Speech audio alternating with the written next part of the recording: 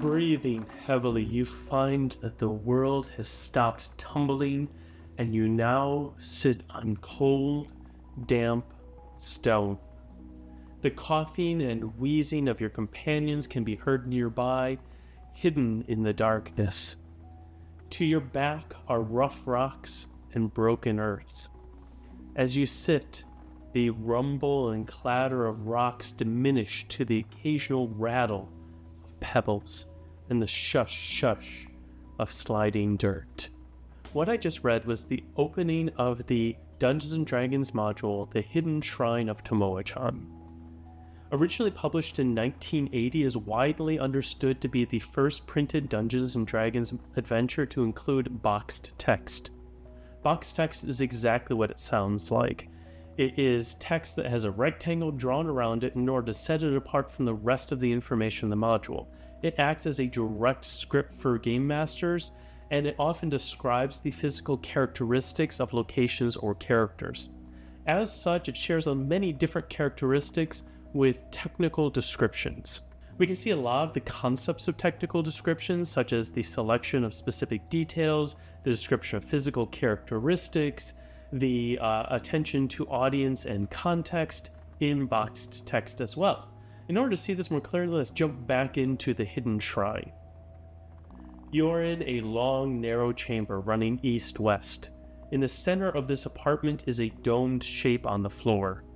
In the east wall is a blank-faced stone door, and the west end of the room is blocked with fallen stone and rubble, apparently from the collapse. The two side walls appear to have several niches cut into them.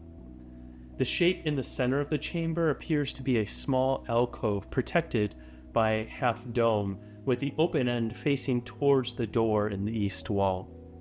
The alcove is set in a recessed, shallow tiled well, 1 foot deep and 10 feet wide.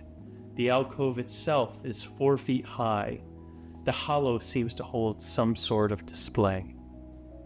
If you're similar to any of the characters in my games, your eyes are probably glazing over by this point. But the description goes on for yet another paragraph that describes the diorama in the alcove in much more detail, and then is followed by 7 more boxed text descriptions of other elements of the room. And notably, all of this information is largely extraneous, is really just there to distract players from their primary goals, while also providing some problematic characterizations of the pseudo-Mesoamerican setting of the campaign. This brings us to some unique features of boxed text. First, graphic design is essential. It clearly delineates information for different audiences and help us think about direct and indirect users of a text. At the same time, this delineation of information can make it difficult to use. Sometimes very important elements about interactions in a room are buried several paragraphs below the boxed text, and it makes it very easy to miss that information when describing a room to players. Second, boxed text pays close attention to point of view in physical spaces. It's generally limited to just the characteristics that a player would see as they're entering into the room for the first time. Third, boxed text is intended to be used in an interactive context. Therefore, long descriptions of rooms can often draw the attention away from players, which is generally seen as undesirable. Finally, since boxed text is intended to be performed as well as written, it makes it even more important to pay attention to culture and representation in the text. A very clear example of this can be seen in the recent rewrite of The Curse of Strahd, which had previously contained what is frankly racist depictions of the Romani people. There's active debate within the Game Master community about whether boxed text is a good thing or not. Some see it as a useful aid that can really bring descriptions to life, while others see it as constraining and prefer to rely more on improvisation.